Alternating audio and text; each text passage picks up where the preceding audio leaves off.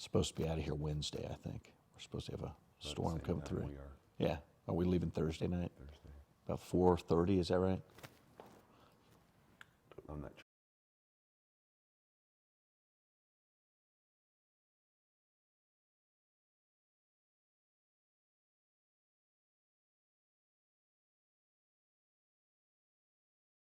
Welcome into the Larry Krystkowiak Coaches Show, presented by our friends at Smith's, the official sponsor of both football and basketball's coaches shows. Smith's, low prices and market fresh, originating tonight from Coach's office, just up on top of the basketball facility here, the Huntsman basketball facility here on campus at the University of Utah. For the next hour, we're going to talk Utah basketball. We'll talk a little bit about the Beehive Classic over the weekend. We'll talk a little bit about Kentucky coming up and some other things on the docket. Utah's only got the one game this week with finals beginning on campus here. It's one game this week, and then next week they'll have two games before the holidays, and then we'll get into holidays and stuff like that. If you want to reach the program, a couple of ways to do it tonight. Questions about Utah basketball. You can reach us on Twitter, on my Twitter account, at ESPN700Bill. You can also reach us on the text line at 877-353-0700. That's 877-353-0700. We'll talk Utah basketball, the weekend that was, the week ahead, and more coming up tonight with head coach Larry Krystkowiak. How you doing? Not too bad. Partly cloudy. Outside of the great air quality that's affecting all of us here in the valley, day okay? Yeah. No, we jumped. Sun keeps coming up, and we have to remind ourselves that this. We talk about it early in the season that a basketball season is a marathon, and it's almost you'd think it's more than if every game was a mile.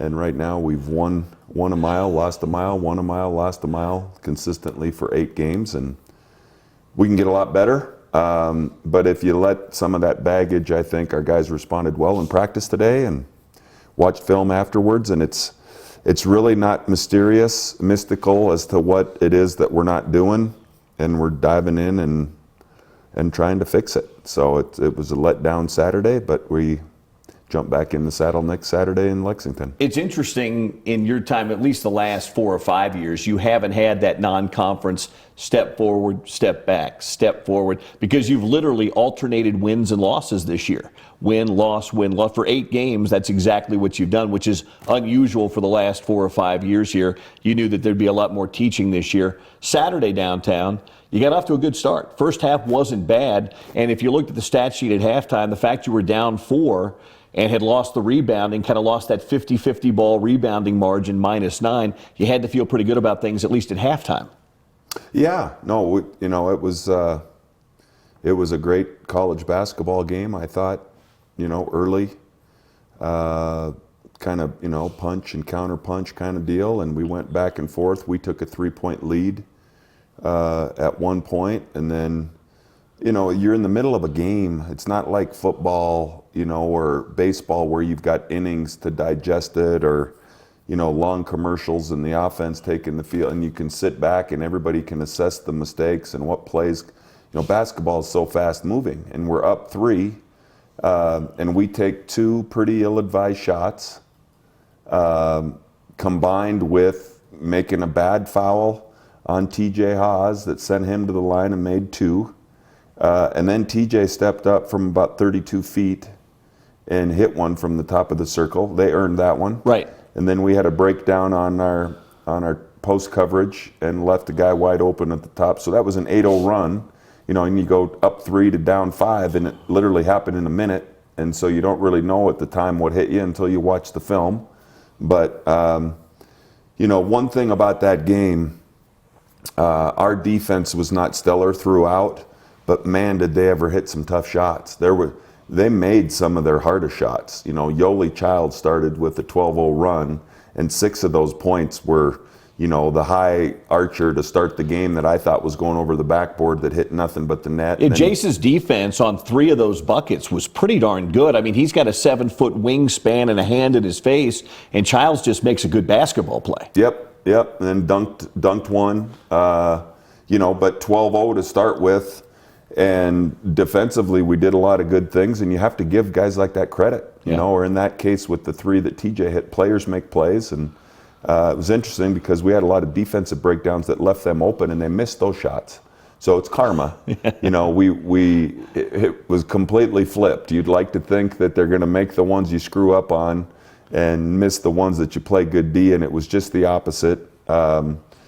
But it was good. You know, it was just some hustle plays. We had a number of possessions where we had two guys around the basketball with defensive position, each trying to rebound with one hand, and you know, knocking the ball out of each other with two possessions in a row where we secured a defensive rebound, but they got the ball back under the basket and scored both times. So those are all the little things that end up being 4-point plays, and just got some areas that we need to shore up, and it got out scrapped and out hustled pretty much from start to finish. You know, there were a lot of, as you said, 50-50 balls. We get rebound, they'd strip us. You know, Celius dunks it at the end when we're down 8. We got a little momentum going, had a 10-point run, and just managed to shoot ourselves in the foot. But they, you know, give them credit. They played a good game, hit shots when they had to, and basically outworked us. That second half, you're only down 4 at halftime. Coming out of the locker room, what was it, defensive breakdowns? Was it offensively bad shots? Because it was a 13-0 run. You didn't score for about 5.5 minutes. But what did you see kind of diagnose, or was it some of the same things you were just talking about coming out of the locker room as well? Yeah, no, I was really curious about that 6 minutes because, you know, that was the question after the game, is what happened to start the half. And I looked at some of those reporters, and I'm not exactly sure. You know, it happened so fast. Right. It was a couple shots that we missed. It was Yoli again making some tough shots at his end. We had one of the biggest issues was I thought we took a lot of bad shots. We took okay shots, but you know, the shot value was not good. Contested shots, not really enthusiastic to get back because we weren't really playing for ourselves, and this goes completely against what we talk about with Utah basketball.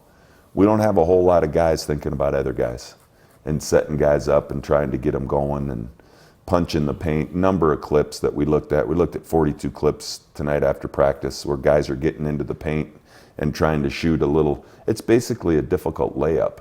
You know, it's the shot you're trying to get other teams to take. Off the three-point line, not around the rim. The mid-range shot, and we took a lot of them when we had guys to pass to, and then we took some of that ineffectiveness offensively back with us to the defensive end, and they hit shots and made us pay, and it's a good old-fashioned butt kick. Well, it's what you talk about sometimes. You sometimes will say when that ball's not going in the basket on one end, sometimes guys are running back with their heads down or they have their heads down. It's amazing when a few shots go in, how that picks you up, or if you're getting defensive stops on the other end, how that picks you up there. But you couldn't quite find that both end balance on Saturday. And that's what it takes. I mean, we were down 17 and cut it to 8. So we did have a great stretch. Right. You know, and lo and behold, it was okay. And we show those clips. Like, you just make the simple pass, don't over dribble it. We had possessions with the ball in our guards' hands that I counted 11 dribbles. You know, we had some possessions where our point guard dribbled it 18. He dribbled it 18 times from start to finish. We never had one pass. And the shot went up, and guess what happens at the other end? Shot comes off short, they run. We're not that excited about it because it's not Utah basketball. And we've all had our moments. I think we've got, you know, some of our 3s and 4s are doing they might be our best post players right now. We weren't that productive with our 5 men in the post. Not doing a great job in the backcourt. You know, we just didn't get the kind of production that we needed overall, and that's what it boils down to. But hey, let's do it collectively now. And today was a heck of a day in practice, and just Chuck had a great practice, and you know, guys are bouncing back, and I expect that from our guys. I mean, they're cut of the right stuff. We just again, sometimes you get caught in this cloud. It's just like it's, you know, like the old Peanuts, where the clouds just kind of following you around, yeah. And you got to do something proactively about it, or it just kind of lingers. And so we addressed a bunch of those issues and had a productive Monday. So we got to get back after it. One guy that I thought, and he has been really for a few games now, was pretty productive for you Saturday was Riley Batten.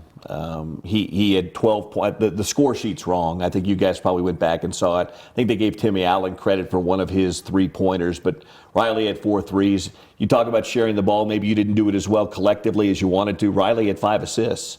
He had a really nice bounce pass in one situation, too. So on a day where you weren't probably happy with the overall effort, Riley was probably one of your bright lights, wasn't he? Yeah, he was. And the interesting part about it, from a defensive game plan, you talk about communication a lot, and we had some interesting plans, and we really, for the most part, we did a dang good job guarding them. Again, they made some plays, but Riley was one of those quarterbacks that you normally don't see until you become an upperclassman, where he's actually waking some of our seniors up, telling them what to do. And so he was pretty darn engaged overall. Still, still has some weight room issues.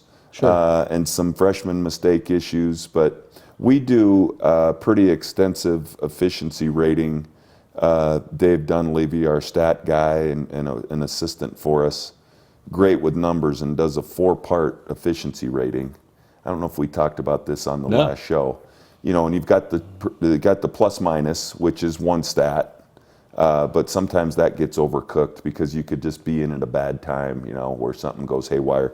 We've got efficiency. We've got production, with how many more positive things you do when you're on the court than negative, and a 4-part series that goes across and Dave highlights the top 3 or 4 guys in green and puts the guys that are struggling in those areas in red. And Riley is the guy on our team that's in green on all 4 categories.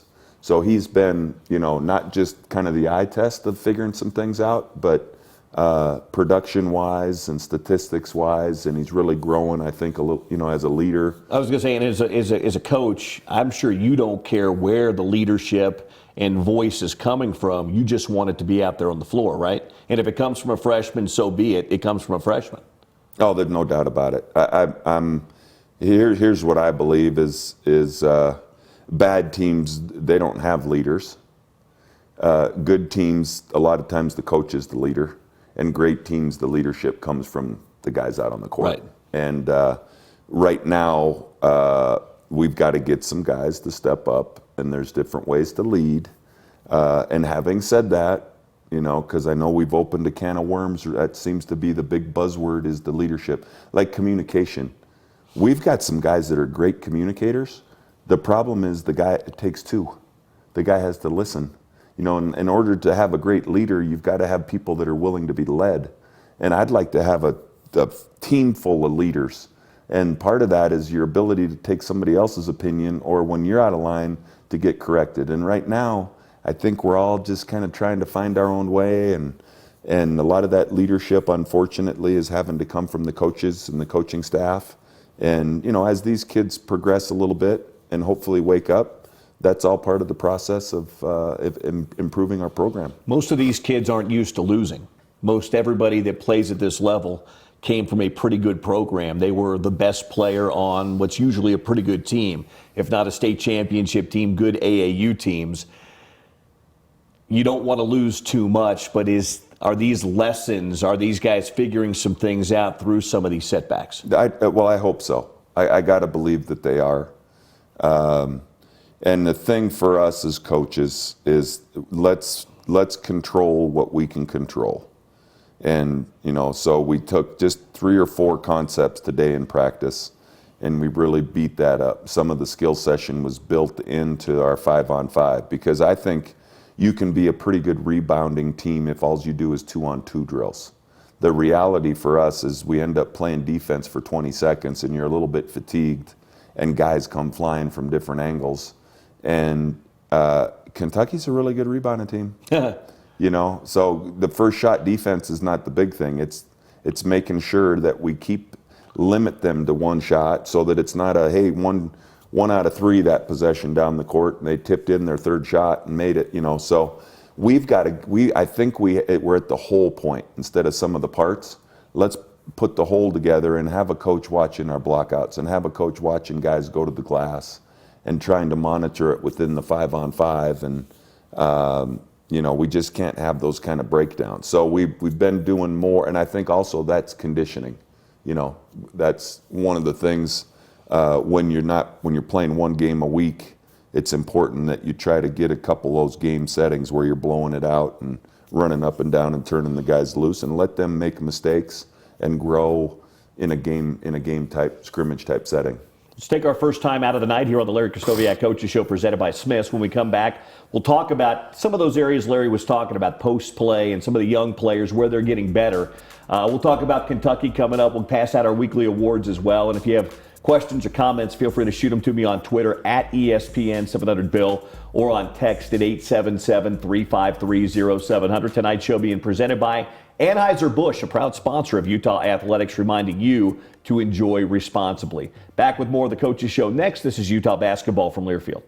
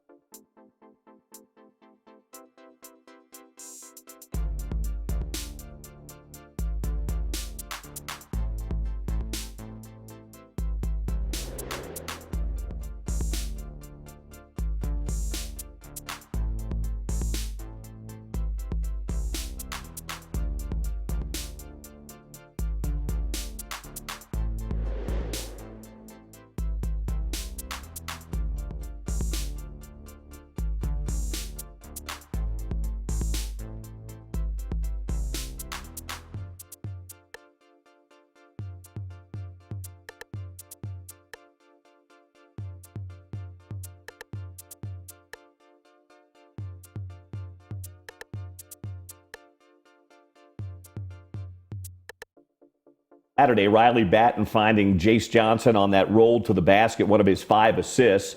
We'll talk about our weekly awards coming up in just a few minutes. Welcome back into the Coaches Show tonight.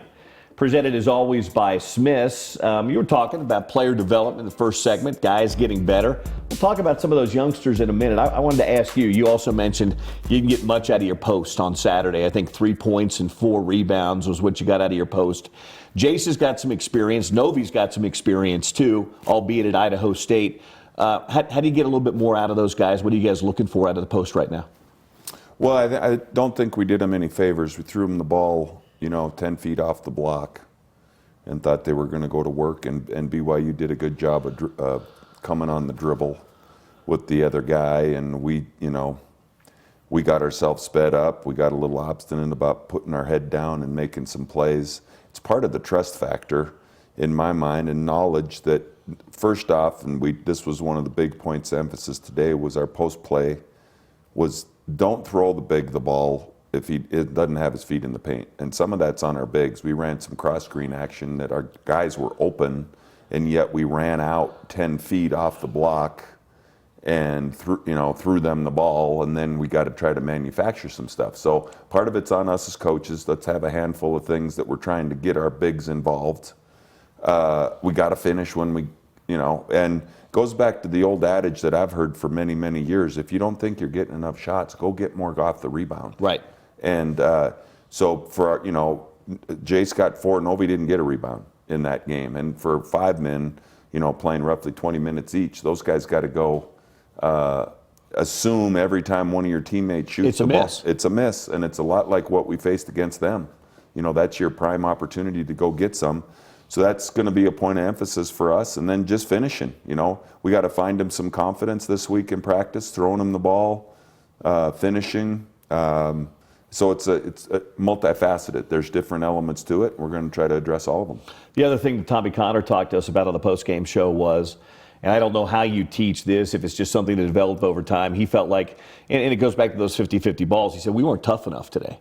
He says, we've got to be tougher. And that's kind of been the hallmark of a lot of your teams here. Even some of the teams early on here that you had that maybe didn't have the best win-loss record in your first year or two. You had some guys that would get after it. You had some dogs on the floor. And I know that Tommy said in the postgame, he just didn't feel like anybody had that dog in them, had that toughness in them. How do you bring that out of guys? Well, I mean, there's a lot of skills in the game of basketball. And, maybe the early years here, we had some junkyard dogs because they didn't have many stars behind their name, and right. They knew they had to play that way. And, you're supremely talented kind of guy. I don't know how much of an edge you have. So what kind of the situation we're in, I think Chuck, I think Timmy, they got a little dog in them, but they haven't been doing the job necessarily on the offensive end. Right. So you've got to have this kind of wacky Wednesday, freaky Friday, smash some of that dog with some of the talented, the guys that are putting up the numbers.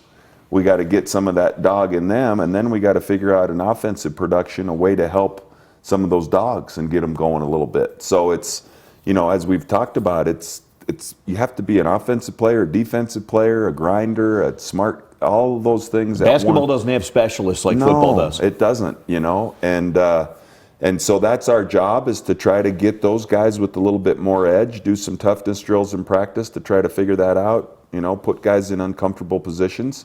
And it wasn't like, like they supremely won the battle. I can think of 3 times that made me feel like we got out toughed, and 2 of them, it's more about rebounding position. The 2 one-handed guys that slapped the ball out of bounds, and then the rebound toward the end of the game in front of BYU's bench where Jace gets it, and Celius runs by and slaps it out of his hands and then goes in and dunks it. Right. So those strike you as being like we didn't really win the toughness deal. They weren't necessarily tough things. Just hustle. Just like securing stuff. Sure. And I think some of it's, how about just a firm rebound where you're trying to pop the ball? That if that would have happened in all 3 cases, with somebody going and popping it with 2 hands and chinning it, well, we didn't lose 2 out of bounds, and we certainly wouldn't have got 1 stripped. And so that, believe it or not, that's kind of a toughness thing, But we were on the floor. The guys were grinding, and it wasn't like they outplayed us. There was a lot smarter offense.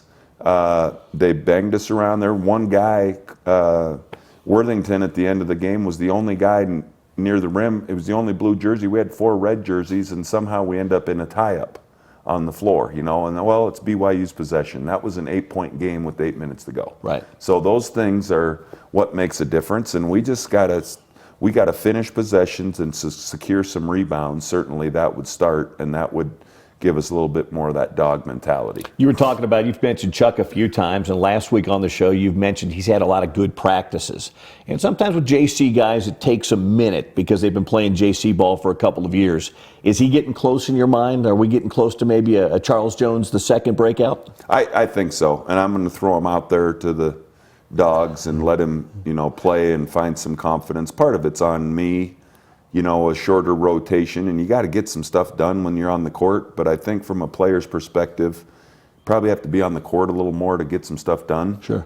So, we haven't been stellar, as I mentioned, with our seniors. They're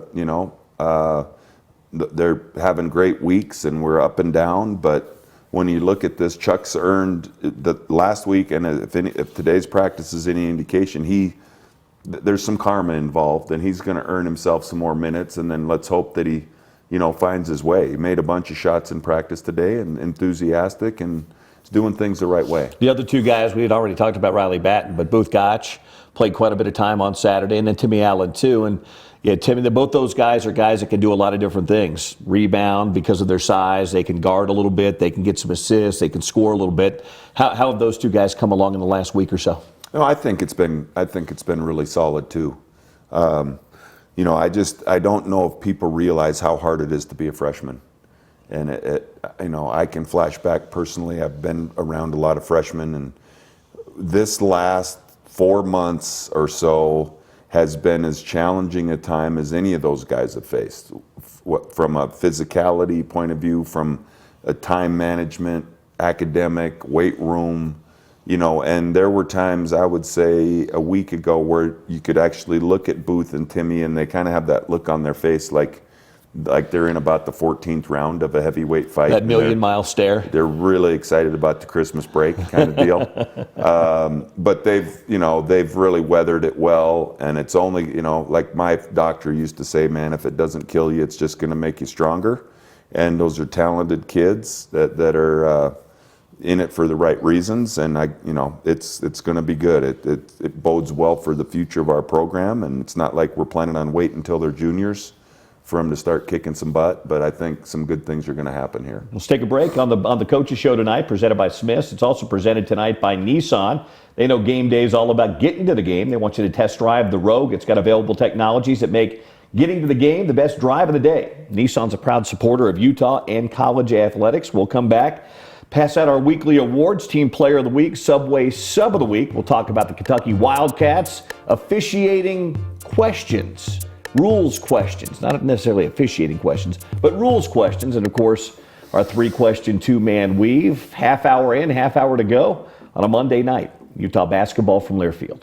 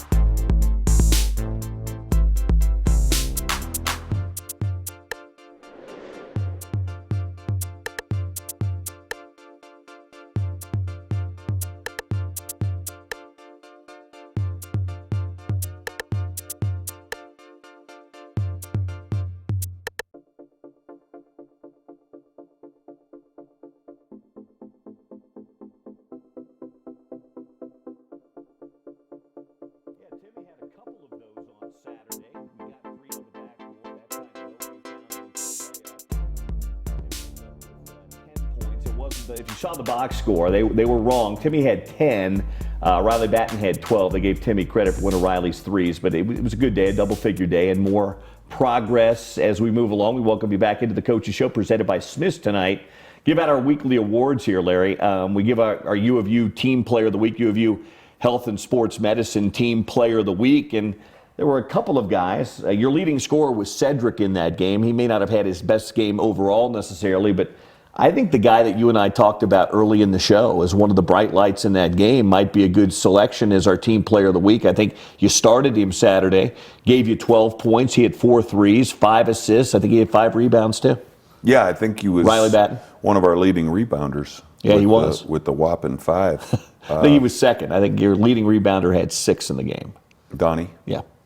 Yeah, no, Riley, that one makes sense. I think he really understood from breaking down the film and doing the rating there from an offensive and defensive point of view, really kind of held true to what we were trying to do and made some shots. Seems like he's getting better and more confidence, and I like that. I like that pick a lot. Yeah, starter. He's, you mentioned he's still got some physical challenges as a freshman and in the position that he plays because he's having to guard some bigger, stronger guys at that 4 spot. So he'll have maybe all this year as he builds that body up as you get rock to kind of get him bigger and stronger. But on the offensive end, he seems only 8 games in, and it seemed like by about the 3rd game of this year, he saw a couple of shots go and he feels comfortable. And it's not just shooting. I mentioned he had the 5 assists. He's got very good court vision too. Well, one thing about Riley, and he was here in the summer when we were going to summer school, and he looked like an absolute fish out of water. He didn't know what hit him, like a lot of the freshmen. Really struggled, and then we had a couple-week break before they came back for school, and he was twice the player. And when we started at the end of August, and then he's just consistently been getting better and better. And we've got fewer things to work on. He's not a kid that makes the same mistakes a bunch of time, but it's bigger, stronger, faster each time you take the step to the next level. And he's figuring some things out that he can't get away with, and he's playing to his strengths, and he's doesn't do anything great, but does a lot of things pretty darn good, and knows the pass to make and gets some of the rotations coverage-wise. And once we get a little more meat on his bones and a little more confidence in his mind, I think he's going to be a heck of a player. Well, the thing you said at the very beginning, as a freshman, is big. He's not making the same mistake over and over again, which shows you smart kid and also coachable. Yeah, and it's really like the other freshmen that are playing. They all have that same characteristic, and they seem to be getting better as time goes on. It's great to coach them. There's certain ways to communicate. You can just tell when you're coaching somebody that they're really interested in hearing what you have to say. And it's a yes sir, no sir. Booth, Timmy are the freshmen, and Riley that are playing the most. Obviously, Lahat's out and Nassim's been out, but those 3 are really flourishing, and you can tell they want to get better. They're up here watching film a lot, and so it's great. So Riley Batten will be our Team Utah Player of the Week, brought to us by U of U Health and Sports Medicine. Yeah. Got a game plan for your family's health. Visit them online, uofuhealth.org. Subway Sub of the Week. Didn't get a lot of production out of the bench, but 2 guys came off the bench for you, both Timmy Allen and Booth Gotch. Who do you want to go with as a Subway Sub? I like Timmy. Timmy was dialed in as well, and scrapping, and had a couple nice cutting layups. Got to the free throw line some, and stands for the right things. He's got some of that versatility for us off the bench, and he seems to be getting more and more comfortable all the time too. So he stepped up and did his part on Saturday. So Timmy Allen will be our Subway Sub of the Week. The official training restaurant of the Utes is Subway. We'll take a timeout when we come back here at the Coaches Show, presented by Smith's. We'll talk about the Kentucky Wildcats, John Calipari's team, a longtime Utah nemesis, the Kentucky Wildcats. Utah will be Saturday at Rupp Arena. We'll talk about that next. This is the Coaches Show from Learfield.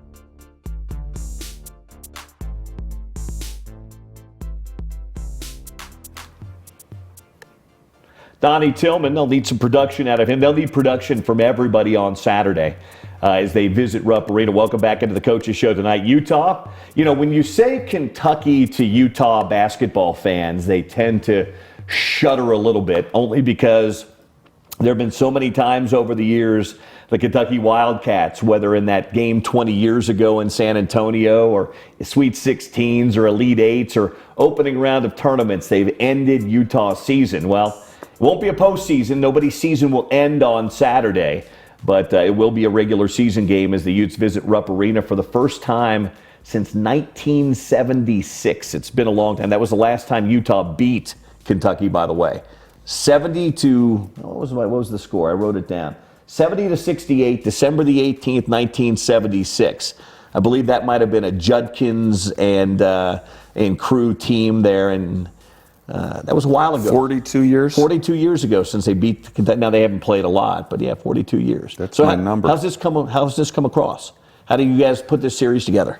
Well, Coach Hill was, we took a look at what got you in the NCAA tournament a year ago with some of those wins, and Kentucky first wanted to play us in Lexington and have the return game be in Madison Square Garden, which we weren't sold that we were going to get a lot of fans. Right.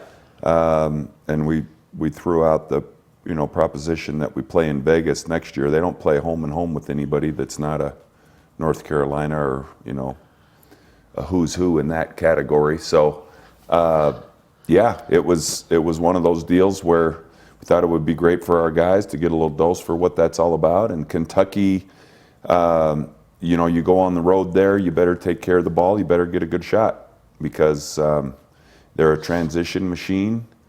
Early, it's the two phases: early, guarding them, and late in the rebounding, and everything in between. I think we can guard them. Yep. It's just it's the pace at which they come at you with, and the steam that they come at you on the offensive glass. You better have blockouts and better have some dogs. And coming off our game from last Saturday, it'll be a focal point for us, moving in this week. But it's a heck of an opportunity. I think it's one that kids will remember. I've never been to that arena. They lead the country in attendance. We're taking a nice group of boosters with us on a charter, and we'll see what that's all about. I think that's what you've always wanted to get a dose for what that's all about, and I think it helps you when conference play rolls around, when we're at Arizona and when we're at Oregon and other places. Then the crowd doesn't compare to what we witnessed, and you put that experience in your memory bank, and hopefully it pays some dividends down the road. They lost their first game of the year, which was nationally televised to Duke, got blown out, and that was a first game. And then they lost their last game. They played their 7-2. They had won 7 in a row. They lost Saturday in overtime to Seton Hall. I'm sure you would have probably preferred that they had won that game Saturday against Seton Hall, but yeah. Either way, they're 7-2 now. So what stands out in the last decade since John Calipari took over? They've been known as a team that's landed a lot of one-and-done talent. They're usually pretty young, with a lot of very talented freshmen that stay a year, maybe two. Is that the case again this year? Well, I think it was the case, and then they landed Reed Travis, and he's been a load for him, the grad transfer from Stanford. Who you know pretty well from the last few years at Stanford. Power player and a go-to guy for him, and some stability to go around. And the P.J. Washington kid wasn't he's a freshman last year. He's got a year under his belt.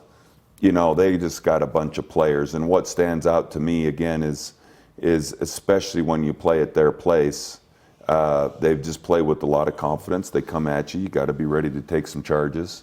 You got to be ready to get back on defense, and so much of that. This is how that game's tied in again, And I told our guys today, rather than taking bad shots or average shots and letting the team get out and run, it'd almost be better to get a 30-second shot clock violation. Because at least you can get back defensively. At least you can get back, And it didn't work out, but it was funny because in the BYU game, we probably had 5 shots that we took 7 seconds left in the shot clock that were atrocious.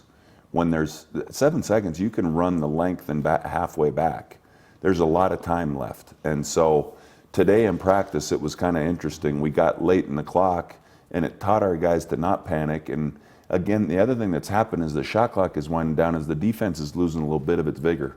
as the clock goes down. And that's where there's some opportunities to not try to kill them on the first side with a triple or a home run, but, you know, wind them up, kind of advance the batters one at a time. And hopefully our guys get that, because we're going to need that in Lexington. Yeah, Kentucky will be a handful on Saturday. Our pregame coverage will begin at 2 with a 3 o'clock tip time from Rupp Arena. We'll take a quick time out here on the Coaches Show. When we come back, a quick rules question with Larry this week before we do I may not know the answer. Well, it's just an opinion. Oh, not a an yes or opinion. no. You don't have Okay. to. It's just an opinion question. And then we'll do our 3-question, 2-man weave as we wind things down here on the Coaches Show from Learfield.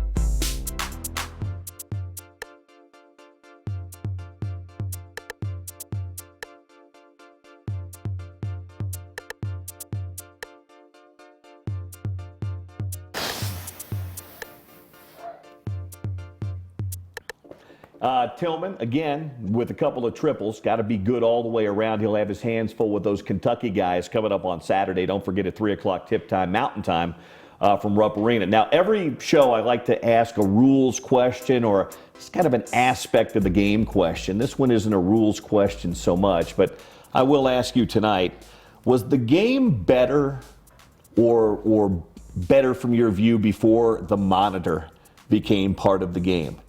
It just seems like today we go to the monitor an awful lot in college basketball.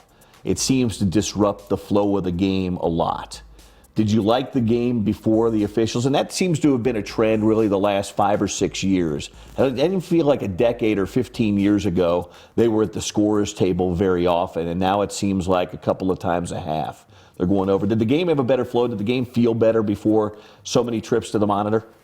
Well, I mean, I think you go to the monitor now for flagrant stuff, the hook and hold, and then one of the big things is the three-point line. Yeah. So obviously, back when I played, we barely had a three-point line. When, in college it started. I don't know. I'd like them to get stuff right, I guess, more than anything. You just want, at the end of the day, I've always found it interesting why you can go to the monitor under 2 minutes to see who the ball went off of, but all the other mistakes for the first 38 minutes don't matter. Right. So if you're going to go to the monitor, like each possession matters. So I'm probably okay with just trying to get the game right. Sometimes they get a little. The part of it that I think they've gotten carried away with is the hook and hold. Okay. So you're okay with it? I am. Okay, get the call right. Gives Would you you a like to have little a time out. challenge flag like they have in the NFL? Would you like to have that flag you could throw out on the floor to send David Hall or one of those guys over to the monitor to check something? Well, that might not be a bad idea. That's the thing. Just don't throw it at him. We got kind of caught up in. I thought they could have went to the monitor to look at a foul, and I was asked by Mike Seifert, "Well, you want me to go look? If I look, it's going to cost you a timeout." I'm like, "Okay, well, it doesn't seem to matter." And a lot of times when they look, when they think it's a flagrant, they go look. But all of a sudden, I asked, and he's going to charge me a timeout. So maybe a challenge flag wouldn't be a bad thing. That might be something you use when you see a ball getting tipped out of bounds that the ref gets the wrong way, but they're not inside 2 minutes to look at the monitor. I'm for anything that probably tries to help us get the game a little better. All right, let's take our final time out here on the Coaches Show. When we come back, 3 questions, 2-man weave, as we throw a variety of things, basketball and otherwise, at Larry. Here on the Coaches Show, presented by Smith's from Learfield.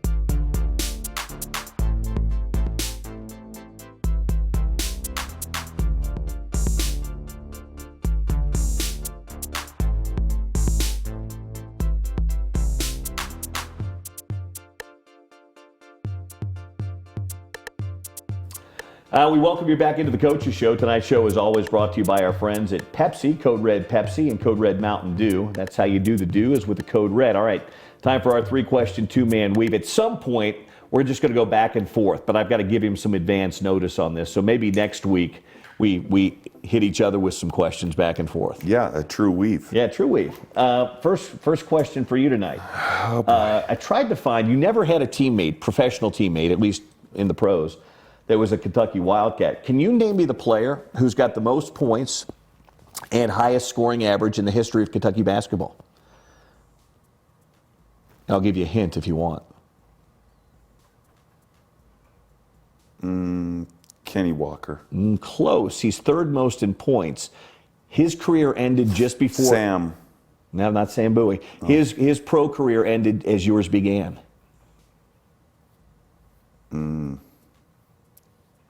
Big guy? Big guy.